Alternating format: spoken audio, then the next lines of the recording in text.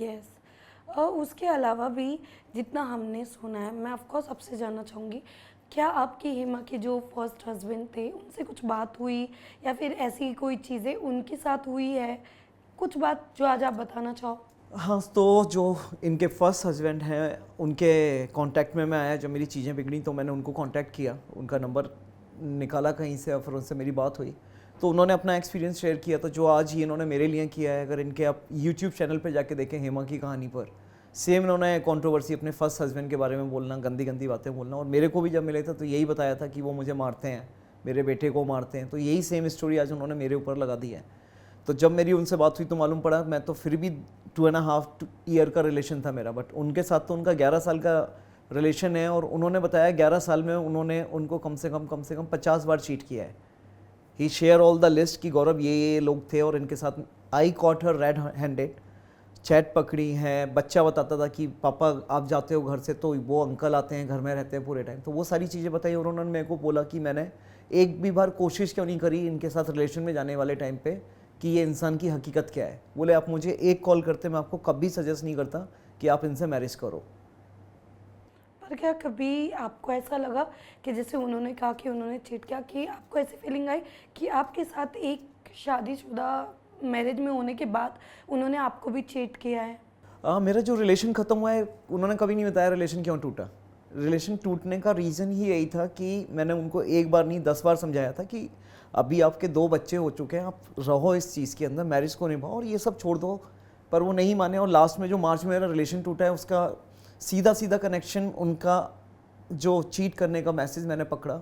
एक बॉलीवुड के बहुत बड़े डायरेक्टर हैं, बहुत अच्छा नाम है उनका बॉलीवुड में, और उसके अंदर उनको वो आई लव यू बोल रही हैं मेरे को तो आपसे शादी करनी थी, आप राजी नहीं थे। तो मैंने जब उनको पूछा कि आप क्या बात कर रहे हो, तो बजाय सॉरी बोलने के उन्होंने मेरे को बोला क्योंकि वो मेरी केयर करते हैं। तो मैंने उनको बोला अगर वो केयर करते हैं तो मैं युगांडा से क्या करने आता हूँ यहाँ पर। तो वो दिन था, उसके बाद से हमारी चीज़ें कभी सही नहीं हुई। तो ये तो मैं आपको लास्ट बता रहा हूँ, बट मेरे जो 2.5 ईयर की जो मेरे आर्ग्यूमेंट हुए हैं हमेशा, वो सिर्फ चीटिंग को लेकर ही हुए हैं। जो मतलब मैं ये सोच सकती हूँ कि कहीं ना कहीं उन्होंने आपको चीट किया है। बट उन्होंने भी आप पे काफ़ी एलिगेशंस लगाए। मैं उसके बारे में जानना चाहूँगी, जैसे कि उन्होंने कहा कि आप उन्हें पैसे नहीं देते थे, फिर उनकी जो फैमिलीज़ थी उसके ऊपर भी उन्होंने मुद्दा, आपके फैमिलीज़ के ऊपर उन्होंने सवाल उठाए। कितना सच्चाई है इन सब चीज़ों में? मैं इतना बोलूँगा, वो जो इंसान है वो अपने सर के बाल से लेके पैर के नाखून तक झूठा है, एक नंबर का फेक है, कुछ भी उसके अंदर रियलिटी नहीं है। बट उन्होंने एक लड़की जो डॉटर के नाम पे उन्होंने बोला कि आपने उनके साथ भी गलत किया था। क्या ये बात सच है? नहीं, बिल्कुल गलत बात है ये। और मेरा जो चैनल है आज, जो ऊपर वाले की दुआ से 3 महीने के अंदर मेरे पास 10-11 हज़ार लोगों का एक फैमिली यूट्यूब पे जुड़ा है। वो इसलिए जुड़ा है कि जो उन्होंने मेरे ऊपर एलिगेशन लगाया, एलिगेशन लगाना बहुत ईजी काम है।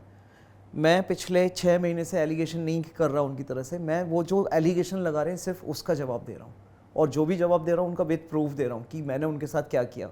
उन्होंने जो जो चीज़ें बोली मेरे बारे में उसको मैंने पलट के मेरे चैनल पे दिखाया। तो इसीलिए आज जो मेरी यूट्यूब फैमिली मेरे साथ है वो इसीलिए है कि वो बोल रहे हैं कि पहली चीज़ तो हमारे यहाँ पर इंडिया में मर्दों को ना डर लगता है आवाज़ उठाने में। रिसेंटली हमारे जैसा एक भाई है अतुल सुभाष, उन्होंने सुसाइड किया। बिल्कुल सिमिलर स्टोरी आप उठा के देखो, वो भी अपने बच्चे की कस्टडी चाहते थे, उनकी वाइफ 4 करोड़ मांग रहे थे, ये 2.5 करोड़ मांग रहे हैं। और उस बेचारे का आप सोचो, उसके बूढ़े माँ बाप का सोचो, कौन बाप चाहेगा कि उसका 35 साल का बेटा सुसाइड करे और बाप उसको अर्थी को कंधा दे। सो लाइक वो मोमेंट सोचो आप, सिर्फ किस लिए, एक लालच की वजह से, क्योंकि कुछ फीमेल्स ने आज की डेट में ये बिजनेस बनाया हुआ है कि वो ढूंढते हैं कि किसी को ढूंढो, 1-2 साल शादी करो, एक बच्चा करो और उसके बाद इस तरह की हरकतें करो। और जब मैं अंधेरी कोर्ट में गया था, फैमिली कोर्ट में, मेरे को मेरे लॉयर ने बताया कि गौरव यू आर नॉट अलोन। उस कोर्ट में डेली 4-5 ऐसे केस जाते हैं जहाँ पर हेमा शर्मा टाइप स्ट्रगलर किसी को फंसाती हैं और सेम स्टोरी करती हैं, और उसके बाद वो बड़ी एलिमनी की डिमांड करती हैं करोड़ों के अंदर।